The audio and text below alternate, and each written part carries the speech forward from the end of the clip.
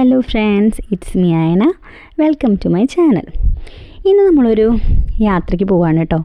വേറെ അങ്ങോട്ടല്ല കേട്ടോ യാത്ര. നമ്മൾ അമ്പലത്തിലേക്കാണ് പോകുന്നത്. ഏത് അമ്പലത്തിലേക്കാണെന്ന് വെച്ച് കഴിഞ്ഞാൽ നമ്മൾ ചേലാമറ്റം മഹാദേവ ക്ഷേത്രത്തിലേക്കാണ് പോകുന്നത് കേട്ടോ. നമ്മുടെ എറണാകുളം ജില്ലയിലെ കാലടിക്ക് അടുത്തുള്ളൊരു ക്ഷേത്രമാണിത്. അവിടെയാണ് ഈ ക്ഷേത്രം സ്ഥിതി ചെയ്യുന്നത്. ചേലാമറ്റം എന്നാണ് കേട്ടോ പ്രോപ്പർ പ്ലേസ്. നമ്മളപ്പോൾ ഇവിടെ ഒരുപാട് നാളായിട്ട് വരണമെന്ന് ആഗ്രഹിക്കുന്നു. ഞാൻ കല്യാണത്തിന് മുന്നൊക്കെ പോവാറുണ്ട് കേട്ടോ. ഇപ്പോൾ ഒരു 8 വർഷത്തോളമായി പോയിട്ട്. എൻ്റെ വീടിന് ഒരു 20 മിനിറ്റ് ദൂരമുള്ളൂ ഈ അമ്പലത്തിലേക്ക്. അപ്പോൾ നമ്മളെ അച്ഛന് വേണ്ടിയിട്ട് ആണ്ടുബലി നടത്തിയിട്ടുണ്ടായിരുന്നില്ല. അപ്പോൾ അതിന് വേണ്ടിയിട്ടും കൂടിയാണ് കേട്ടോ പോയത്. അപ്പോൾ അന്ന് അവിടെ അത്യാവശ്യം നല്ല തിരക്കുണ്ട് കേട്ടോ. ബലിതർപ്പണം നടത്താനായിട്ടായാലും അതെ, അവിടെ നല്ല ഒരുപാട് ആളുകളുണ്ടായിരുന്നു. നമ്മൾ പിതൃക്കൾക്ക് വേണ്ടിയിട്ട് ബലിതർപ്പണം നടത്താനായിട്ട് തിരഞ്ഞെടുക്കുന്ന ഒരു സ്ഥലം കൂടിയാണ് കേട്ടോ ഇവിടെ ദാ ഇങ്ങനെ ഒരു നദിയുണ്ട്. അപ്പോൾ ഇവിടെ ദാ വേറൊരു അമ്പലം കൂടിയുണ്ട് കേട്ടോ. നമ്മളെ ദേവിക്ക് പ്രധാനമുള്ളൊരു അമ്പലമാണത്. അപ്പോൾ ഞങ്ങളെല്ലാവരും ഉണ്ടായിരുന്നു കേട്ടോ. ഇതാ ഇങ്ങനെ ഒരു പുഴയ്ക്കരികിലാണ് കേട്ടോ നമ്മൾ ബലിതർപ്പണം നടത്തുന്നത്. ഇത് നമ്മുടെ പെരിയാർ പുഴ തന്നെയാണ്. അപ്പോൾ എല്ലായിടത്തും നമ്മുടെ നദി പടിഞ്ഞാറായിട്ടാണ് ഒഴുകാറ്.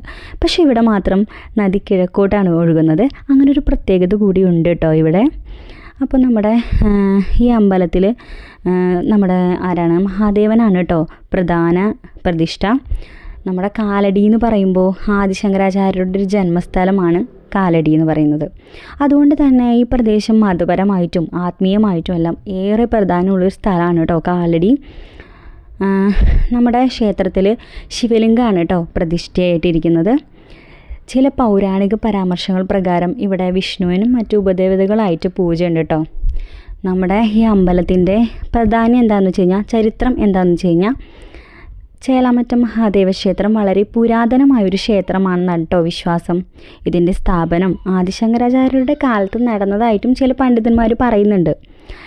ക്ഷേത്രം പരിസര പ്രദേശങ്ങളിലെ ജനങ്ങളുടെ ഒരു ആധ്യാത്മിക കേന്ദ്രമായിട്ടാണ് പരിഗണിക്കപ്പെടുന്നത്. ഇവിടുത്തെ പ്രധാന ഉത്സവങ്ങൾ ഏതൊക്കെയാണെന്ന് വെച്ച് കഴിഞ്ഞാൽ, നമ്മുടെ ശിവരാത്രിയാണ് കേട്ടോ ഇവിടുത്തെ ഏറ്റവും വലിയ ഉത്സവമായിട്ട് അവർ കൊണ്ടാടുന്നത്. രാത്രി മുഴുവനും ഭജനകളും പൂജകളും ഒക്കെ ആയിട്ട് ഇങ്ങനെ നടക്കുന്നുണ്ട് അമ്പലത്തിൽ. പിന്നെ ഏതൊരു അമ്പലത്തിനും ഒരു പ്രതിഷ്ഠാദിനം ഉണ്ടാവുമല്ലോ. ആ പ്രതിഷ്ഠാദിനമായാലും ഇവർ വലിയ ആഘോഷത്തോടെ ഇവർ കൊണ്ടാടുന്നുണ്ട്. പിന്നെ നമ്മുടെ നവരാത്രി ആയാലും വിഷു ആയാലും തൃശ്ശൂർ പൂരമായാലും അങ്ങനെ തുടങ്ങിയ ഒരുപാട് ഉത്സവങ്ങൾ ഭക്തിപൂർവ്വം ആഘോഷിക്കപ്പെടുന്നുണ്ട്. ഈ ക്ഷേത്രത്തിൻ്റെ സമയക്രമം എങ്ങനെയാണെന്ന് വെച്ച് കഴിഞ്ഞാൽ, രാവിലെ 5 മണി മുതൽ 10:30 വരെയാണ് ഉണ്ടാവുക. പിന്നെ വൈകിട്ട് 5 മണി മുതൽ രാത്രി 8 മണി വരെ ഉണ്ടാവും കേട്ടോ. പിന്നെ കാലാവസ്ഥയും ഉത്സവകാലമൊക്കെ ആണെന്ന് വെച്ച് കഴിഞ്ഞാൽ അതിനനുസരിച്ച് സമയക്രമങ്ങളിൽ ചെറിയ ചെറിയ മാറ്റങ്ങളൊക്കെ ഉണ്ടാവും.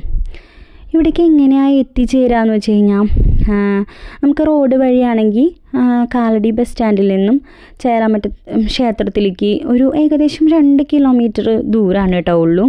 പിന്നെ ട്രെയിൻ വഴിയാണെങ്കിൽ ആലുവ അങ്കമാലിക്കാണ് അടുത്തായിട്ട് വരിക കേട്ടോ റെയിൽവേ സ്റ്റേഷനുകൾ. ഇപ്പോൾ വിമാനമാർഗ്ഗമാണെങ്കിൽ നമ്മുടെ കൊച്ചി എയർപോർട്ട് ഉണ്ടല്ലോ, കൊച്ചി അന്താരാഷ്ട്ര എയർപോർട്ടിൻ്റെ തൊട്ടടുത്താണ് കേട്ടോ ഈ സ്ഥലം. ഏകദേശം ഒരു 6 കിലോമീറ്റർ മാത്രം ദൂരമാണ് അമ്പലത്തിലേക്കുള്ളൂ. അത്യാവശ്യം നല്ല പാർക്കിംഗ് സ്പേസ് ഉള്ളൊരു അമ്പലം കൂടിയാണ് കേട്ടോ. പിന്നെന്താ, നമ്മൾ ഇവിടെ ബലിതർപ്പണം നടത്തിയാലോ അതെ നമുക്ക് മനസ്സെല്ലാം വല്ലാതെ നിറയൂ കേട്ടോ. അപ്പോൾ അടുത്ത വീഡിയോ ആയിട്ട് വീണ്ടും കാണാം. അതുവരേക്കും ഗുഡ് ബൈ.